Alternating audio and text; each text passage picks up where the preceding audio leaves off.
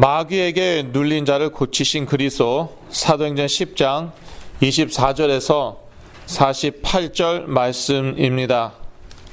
오늘 본문에 보니까 베드로가 고넬료의 집에서 예수 그리스도를 증거합니다. 예수 그리스도의 사역을 소개하는데 딱 요약하여서 두 가지로 소개를 합니다. 38절에 나와 있죠. 38절 저희가 다 같이 다시 한번 읽겠습니다.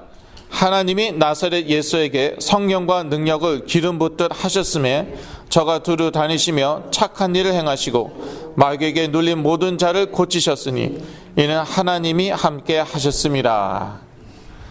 전도라는 것은 곧 예수 그리스도를 증거하는 것이죠.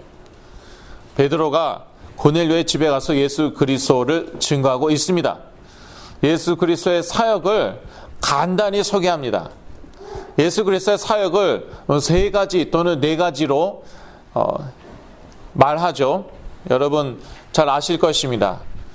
가르치셨다, 천국, 복음을 가르치셨다, 또 치유하셨다, 귀신을 쫓으셨다, 또 제자를 키우셨다, 이렇게 세 가지 또는 네 가지로 나누어서 설명합니다. 그런데 사도 베드로는 딱 줄여서 두 가지로만 말합니다. 첫째, 착한 일을 행하셨다. 둘째, 무엇입니까? 마귀에게 눌린 자를 고치셨다. 그만큼 이 마귀에게 눌린 자를 고치신 그 그리스도의 사역은 중요하다는 것입니다. 그런데 21세기에 왔군요. 아예 마귀가 없다. 있어도 역사하지 않는다. 역사하더라도 한 개인에게 역사하지 않는다. 신자에게는 역사하지 않는다. 이렇게 얘기하고 있어요. 그렇다면은요, 마귀에게 눌려서 지금 시달리고 있는 그런 신자들, 마귀에게 눌려서 이런저런 질병을 앓고 있는 그러한 믿는 사람들에게는요, 희망이 없습니다. 그리스도께서 마귀에게 눌린 많은 자를 고치셨어요. 제가 생각나는 것만 몇 가지 적어 보았습니다. 마태복음 9장 33절에 보면은 벙어리를 고치셨어요. 말을 못하는 것, 그게 무슨 마귀에게 눌린 것입니까? 현대 의사들에게 얘기하면은 다 웃을 것입니다.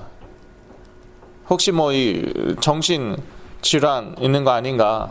심지어 그렇게 말합니다. 저도 조심합니다. 의사 앞에서는요, 마귀에게 함부로 안 합니다. 그거는 제가 두려워서 그러는 것이 아니라요. 실제로 또 정신적인 문제 있는 분들이, 정신질환 있는 분들이 마귀 귀신 얘기를 많이 합니다. 그러다 보니까요, 특히 정신과 의사 앞에서 그런 얘기 하죠. 그러면은 제가 정신 문제 있는지 아시더라고요. 그래서 제가 말을 좀 조심하고요. 그래도 이렇게 마음이 열리신 분들이 계세요. 그런 분들에게는 제가 이렇게 설명을 합니다. 근데 많지는 않으시더라고요. 저 강원도 태백의 정순미 원장님이라고 계십니다. 이 모임에 몇 년 전에 오셨습니다. 그분께서는요, 의사이신데, 그런데 아시더라고요. 특히 조현병 환자들은 다 마귀에 눌린 자들이다. 악한 영들에 눌린 자들이다. 어떻게 아시느냐? 그분들 대상으로 사역을 하고 계세요. 지금은 그분들 대상으로 지금 교회를 이렇게 교회 사역을 하십니다. 남편이 목사님이세요. 그 교회는 이제 그런 분들이 거의 다 대부분인 걸로 저는 알고 있습니다. 날마다 보시는 거예요. 어떻게 이 악한 영들이 역사하는가. 그런 분들에게는 제가요, 솔직하게 이야기하고 대화하고 또 토론도 하고 그렇게 합니다. 일반 의사들은 제가 미친 줄 알기 때문에 제가 조심합니다.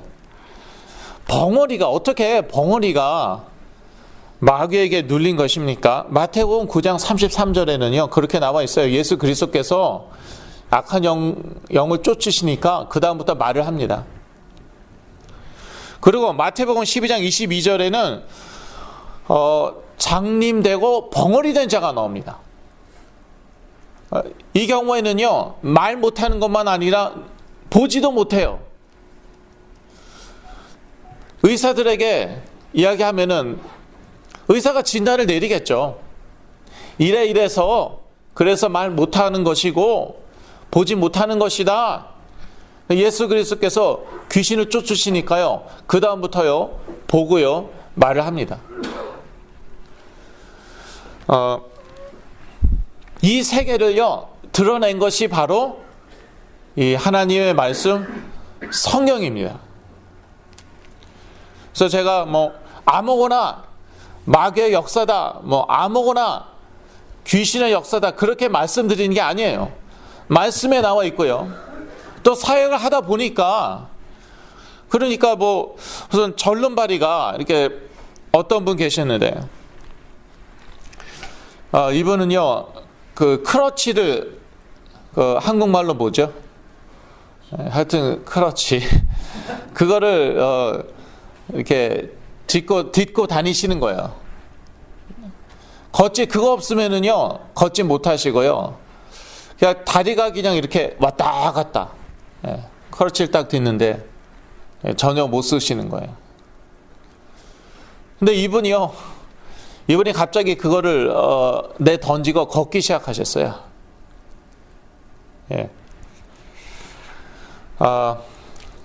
악한 영들 딱 떠나니까요 그 다음부터 자유자재로 걷는 거예요. 악령의 역사는 저희들의 상상을 초월합니다. 마태복음 17장 15절에서 18절 보면은 간질병 걸린 아이가 나옵니다. 간질병 현대의학으로 많이 연구가 되었습니다. 연구 결과 다 나와 있습니다. 약도 있습니다. 그런데 예수 그리스도께서요 악령을 쫓으시니까 간질병이 그대로 났습니다. 막 쓰러지고 입에서 막 거품 뿜고 그 영락 없는 간질병입니다. 어느 의사한테 물어봐도 그렇게 진단을 내릴 겁니다. 그런데 그리스도께서 이 악령을 쫓으시니까 그대로 났습니다. 또 누가복음 8장 27절에서 29절 보면은 거라사 광인이 나옵니다. 거라사 광인은요 무덤 사이를 돌아다니면서 괴성을 막 지르고 사람들이 가까이 할 수가 없죠. 괴력을 발휘해 갖고요 다른 사람 해치고 자기 자신도 자기 몸도 해하고 자해한다고 하죠. 전에 이제 쇠사슬로 묶어 보았죠. 그랬더니 그 쇠사슬을 끊어요. 그런 엄청난 그런 괴력을 발휘하는 그러한 사람이었는데요. 요즘 의사들한테 물어보면은 영락 없이 정신질환이라고 얘기합니다. 조현병이라든지 그렇게 얘기할 것입니다. 그런데 예수 그리스도께서 군대 귀신을 쫓으셨어요. 그랬더니 그 순간 딱 났습니다. 그거는 그때고 지금은 시대가 다르다. 그래서 더 이상 적용되지 않는다. 그렇지가 않다는 것이죠. 그렇지가 않다는 것이에요.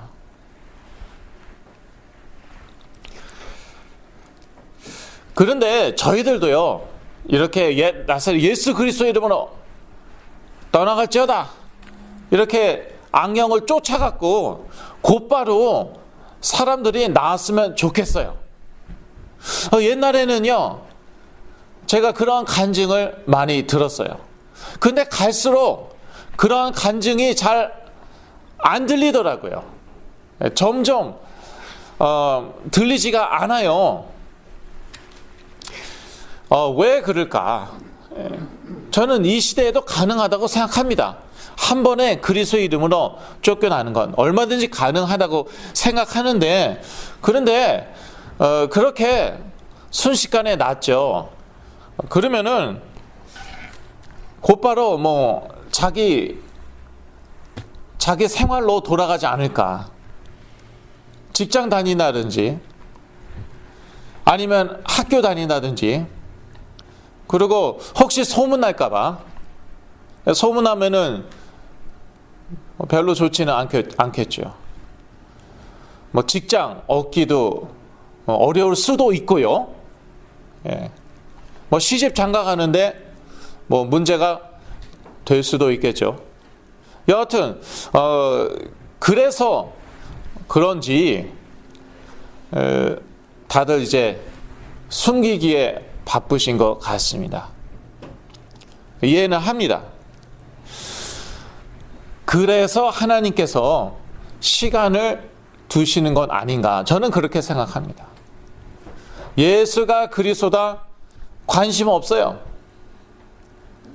오로지 관심은 이제 나았으니까 빨리 사회에 복귀하여서 정상적인 생활을 해야 된다.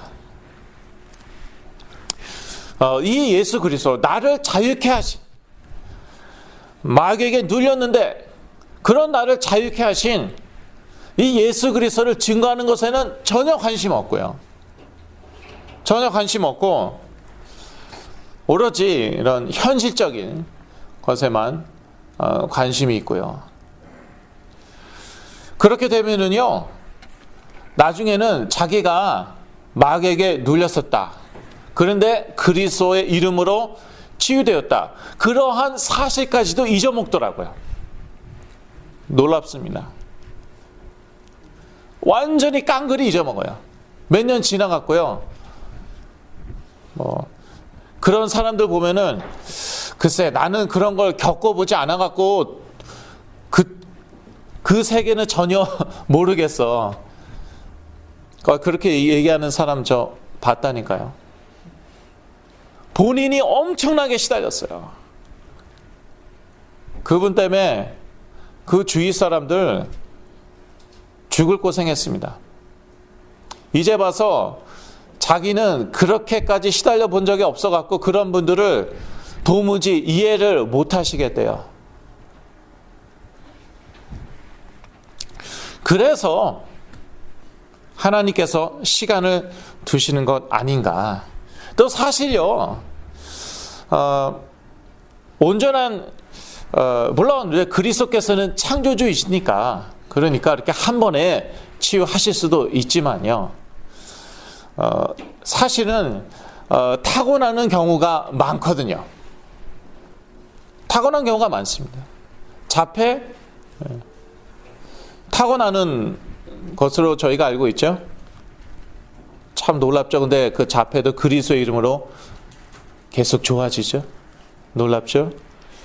정신질환 대부분 타고나는 것이라고 저는 생각합니다. 단 우리가 모를 뿐이죠. 타고났는데 잠재되어 있어요. 겉으로 드러나지 않습니다. 그러니까 본인도 모르고요, 부모님도 모르고 아무도 모릅니다. 이제 사춘기 때 이게 점점 발전하기 시작합니다. 예. 그래서 빠른 경우에는 사춘기 때 드러나기도 합니다. 그런데 안 드러난다 하더라도 이 사춘기 때 본격적으로 이 문제가 잠재되어 있던, 내재되어 있던 문제가 발전을 합니다. 본인은요 몰라요. 근데 자기에게 지금 무슨 일이 일어나고 있는지 몰라요. 주위 사람들, 부모님 포함해서요 당연히 모르죠. 그러다가 위기가 오죠. 살다 보면은 위기는 반드시 오게 되어 있습니다. 도널드 트럼프 대통령, 많은 사람들이요 좋아하고 존경하고 도널드 트럼프라는 노래 그 랩송까지 있어요. 여러분 모르셨죠? 그거 대히트 쳤습니다. 그만큼 도널드 트럼프가 한때는요 동경의 인물이었는데 요즘 도널드 트럼프 동경하는 사람, 무서워하는 사람은 있을 수 있어요. 좋아하는 사람도 있을 수 있어요. 많을 수 있겠죠. 동경하는 사람 아무도 없을걸요. 엄청난 망신을 지금 당했는데요. 살다 보면은 적어도 위기는 한 번 오거든요. 그때에 장악당하는 거예요. 악령에게. 그러니까 사실요 깊은 치유가 필요한 것이죠. 그래서 시간이 걸리는 것이고 이러한 과정 가운데 하나님께서 하시는 게 있는 것이죠. 아, 예수가 그리스도이구나.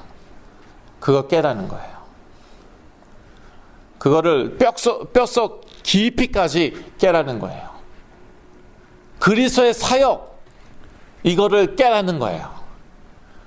그리고 이 과정을 거쳐서 그리스도의 증인이 되는 것입니다. 창조자 하나님께서는 한 번에 고치실 수 있겠죠. 예수 그리스도의 이름으로 한 번에 고치실 수 있겠죠. 이 창조 원리를 거스르셔서 그렇게 하실 수 있겠죠. 그렇게 타고난 것인데 그거를 리버스 하셔갖고 단숨에 거꾸로 하셔갖고 고치실 수도 있겠지만 그러면은요 정신 나갔고요 자기 거 챙기게 바쁘겠죠. 그러니까 하나님께서 시간을 두시는 것이라고 저는 생각을 합니다. 근데 이 모든 과정이요 복음 치유입니다. 복음에서 시작해서 복음으로 끝나는 것이죠. 제가 사역하다 보니까요 사람들이 조현병에서 깨어난다는 것은 사실 보통 이 사건이 아닌데 거기서 깨어나더라고요. 근데 가장 그 첫 반응은 무엇이냐? 수치심, 그 다음에 정죄감. 수치심, 그 다음에 정죄감이에요. 아직도 문제가 남아 있습니다. 사실 이 그 사춘기 때 잘못된 것이 새겨지고 잘못된 곳에 뿌리 내려지고 심지어 그 체질까지 된 것이거든요. 그러니까 이 조현병에서 깨어나고 조현병이 아니더라도 다른 정신질환에서 이제 좋아졌어요.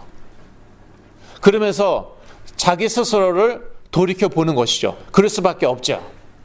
그런데 창피한 거예요. 그러니까 자꾸 뭐라고 그럴까? 자꾸 이렇게 도망가는 것이죠. 심지어 괴로우니까. 그런데 하나님은 그리스도로 말미암아 화평의 복음을 전하셨습니다. 사도행전 10장 36절입니다. 36절 저희 다 같이 한 번 더 읽겠습니다. 만유의 주 되신 예수 그리스도로 말미암아 화평의 복음을 전하사 이스라엘 자손들에게 보내신 말씀. 네. 지금 복음을 얘기하는 것인데 이 복음은 예수 그리스도로 말미암아 왔고요. 이 복음은 화평의 복음입니다. 그래서 예수 그리스도의 예수 그리스도 안에서 우리는 하나님과 화목합니다. 하나님과 화목해요. 나에게 눌린 부분이 있습니다.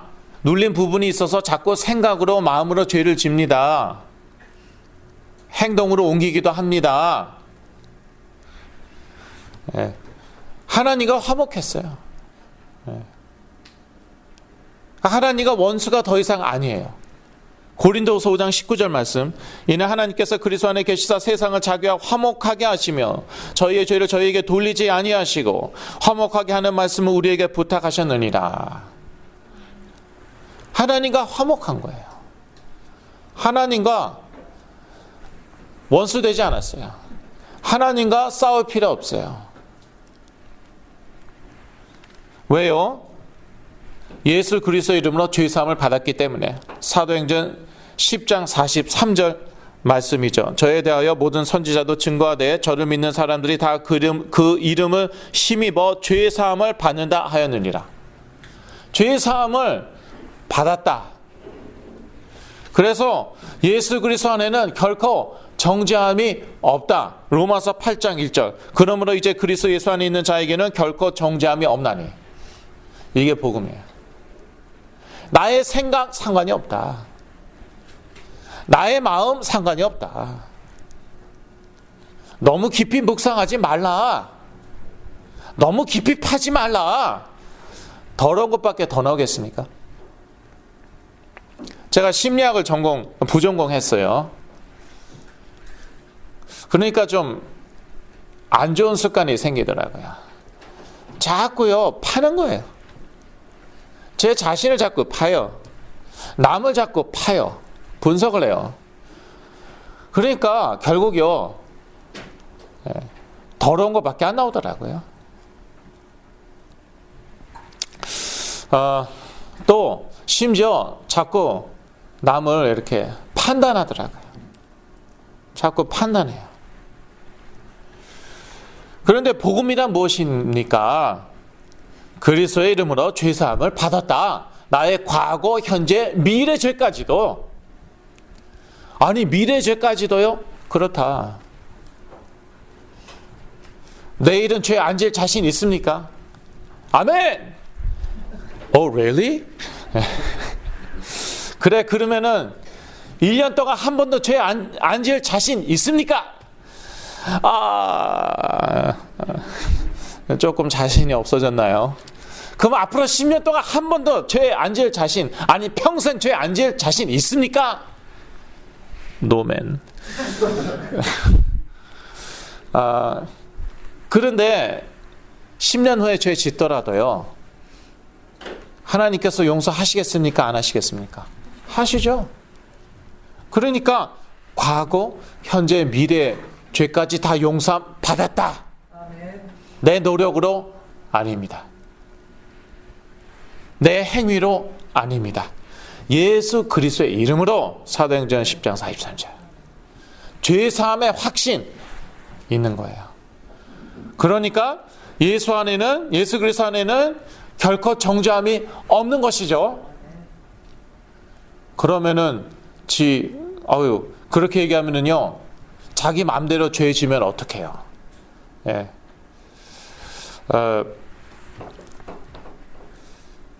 그래도 할 수 없는 거고요. 복음은 복음입니다.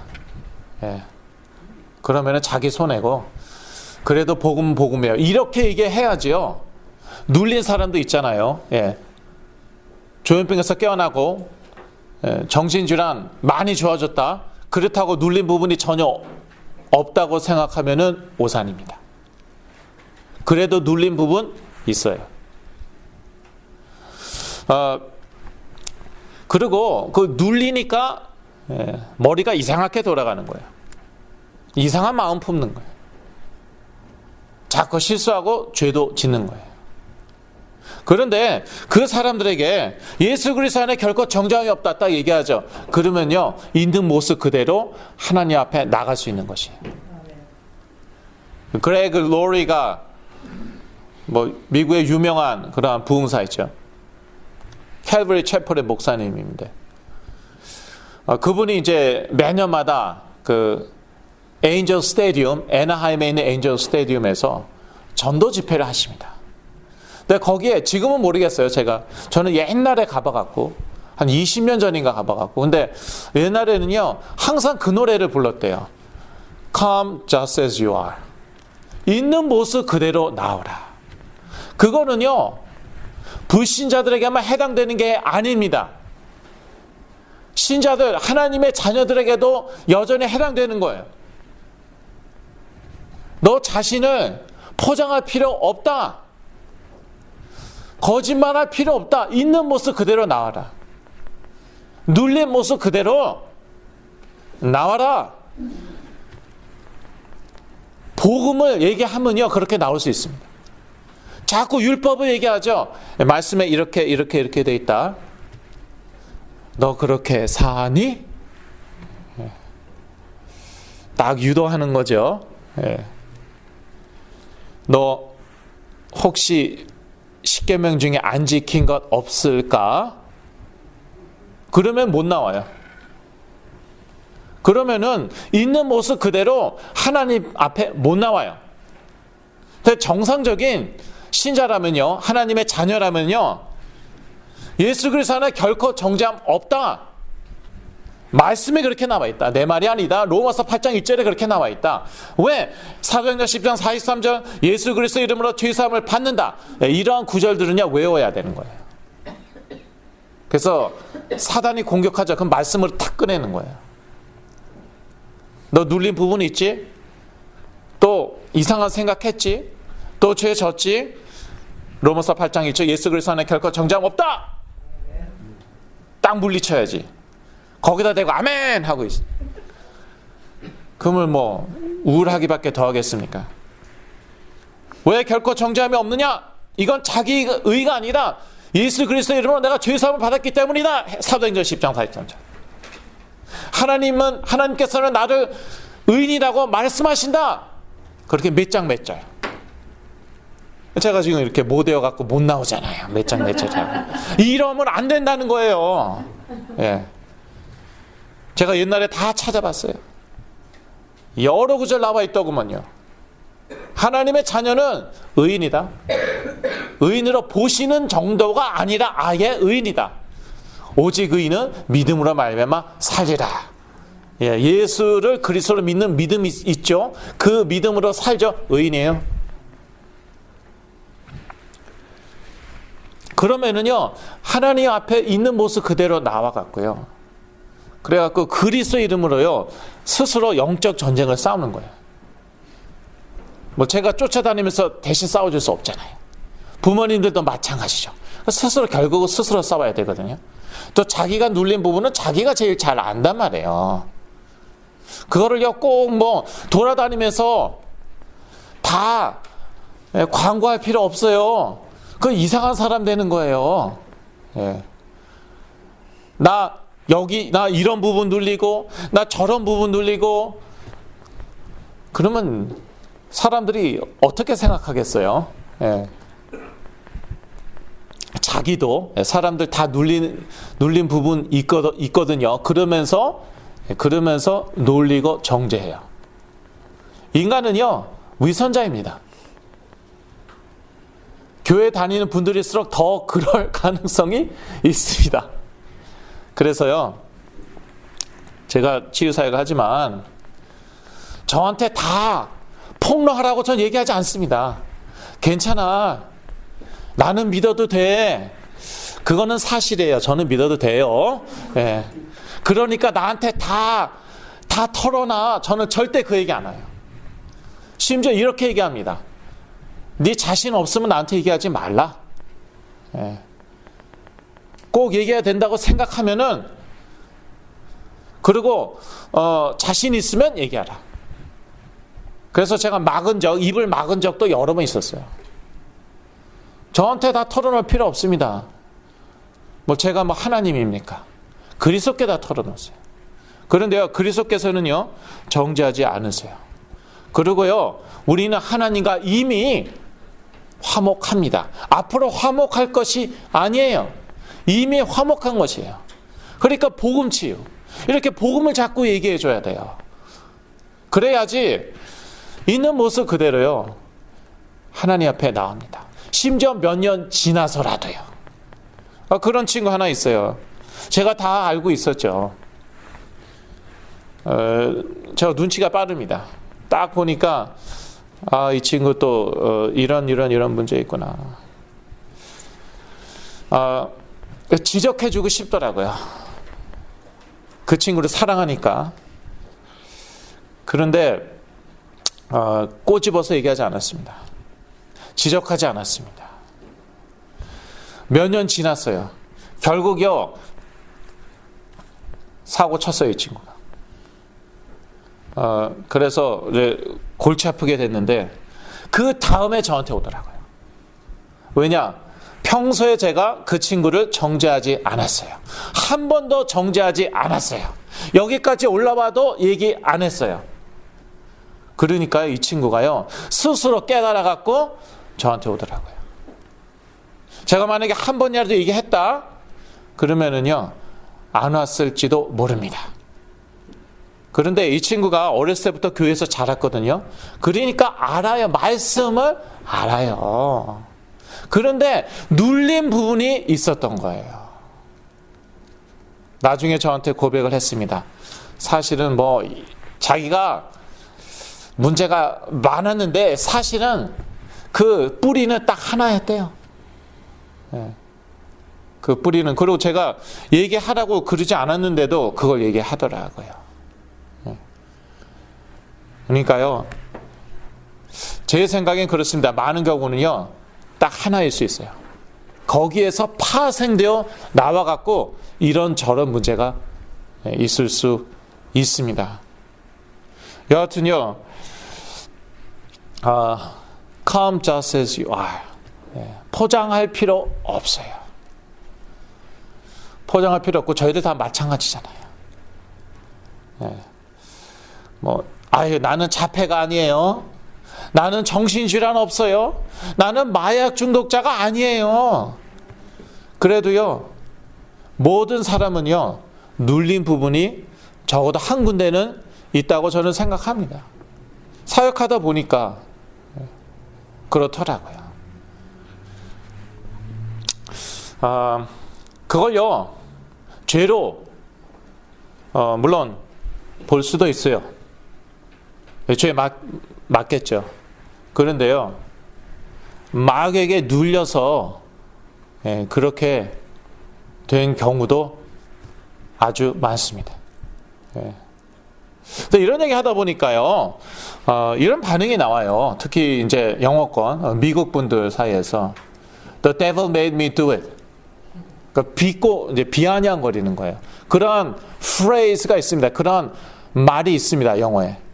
무슨 뜻이냐? 마귀가 시켜서 했어요. 마귀가 그렇게 죄짓게 만들었어요. 무슨 말이냐 하면은요 나에겐 책임이 없다는 거예요. 마귀가 억지로 그렇게 하게 만들어 갖고 나에겐 책임이 없어요. 이렇게 책임 회피 아니냐 이 미국 분들이 그렇게 얘기합니다. 그래서 제가 이렇게 설교하면 싫어합니다. 그런데 죄는 죄이지만요. 그러나 이 마귀에게 눌려 갖고 그렇게 행동할 수도 있다는 거예요. 그런 경우는요, 이 눌린 부분이 자유케 되죠. 그러면은 생각, 마음, 또 행동 다 바뀝니다. 예수님이 말씀하셨죠? 이 속에서 나오는 거라고. 생각, 마음에서 시작되는 거죠. 그러니까 이 치유받으면요, 그러면은 행동도 바뀝니다. 결론입니다. 예수 그리스도의 중요한 사역 중에 하나는 마귀에게 눌린 자를 고치시는 것이었습니다. 베드로가 딱 두 마디로 요약하죠. 딱 두 가지로 요약하죠. 예수 그리스도의 사역을. 선한 일을 행하신 것, 또 하나는 마귀에게 눌린 자를 고치시는 것. 이 그리스도의 사역은 지금도 계속되고 있습니다. 지금도 계속 우리 가운데 선한 일을 행하시고 또 마귀에게 눌린 자를 고치고 계십니다. 잘 와닿지 않을 수 있어요. 그런데 하나님의 은혜가 임하면요, 이게 드러납니다. 그게 정말 은혜 중에 은혜예요. 적어도 저는 절대 아닙니다. 적어도 우리 남편, 아내, 제 자녀, 친척만큼은, 다른 사람은 몰라도 그럴 수도 있겠죠. 적어도요, 우리 가족만큼은, 친척만큼은 아닙니다 했는데 드러날 때가 있어요. 그게 하나님의 은혜예요. 근데 그러면은요, 너무 감사한 게, 그게 뭐가 감사하냐, 끝까지 다 들으시고 감사한 게 희망이 있다는 거예요. 왜냐? 그리스도로. 약으로 안 되고 상담으로 안 되는, 약 먹지 말라는 말 아니에요. 또 한국에서도 이메일이 왔어요.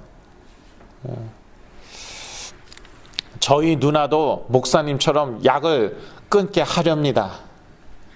제가 그러면 안 됩니다 했더니 그래도 하렵니다. 목사님이 그래서 낫지 않았습니까? 야, 이러다가 큰일 나겠다. 약은 반드시 복용해야 돼요. 의사가 알아서 끊어줍니다. 좋아지면은. 약이 필요 없다는 게 아닌데요. 근데 약으로 안 되는 게 이 그리스도로 되거든요. 이 마귀에게 자꾸 눌리죠. 그러면은 막 극단적인 말과 행동을 하니까 자꾸 약을 먹이는 거예요. 그러다가 어떻게 됩니까? 그래도 컨트롤이 안 되잖아요. 그럼 점점 더 dosage, 용량을 늘립니다. 점점 더 강한 약을 씁니다. 그러면은 결국에는 컨트롤 됩니다.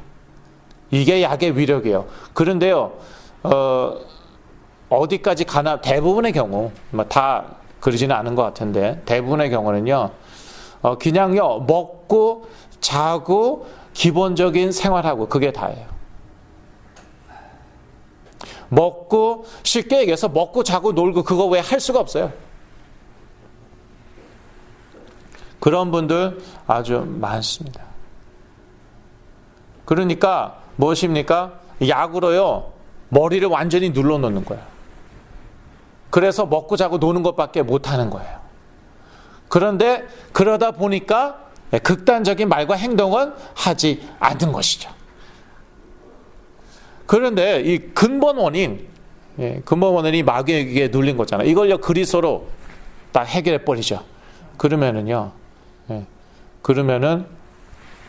머리가 막 돌아가는데 이상한 쪽으로 돌아가는 게 아니죠. 더 이상 눌리지가 않으니까. 더 드릴 말씀이 많지만 오늘은 여기까지 얘기해야지 또 다음 주에 오지 않을까가 아니고, 시간이 됐으면 여기에서 마치겠습니다. 기도하겠습니다.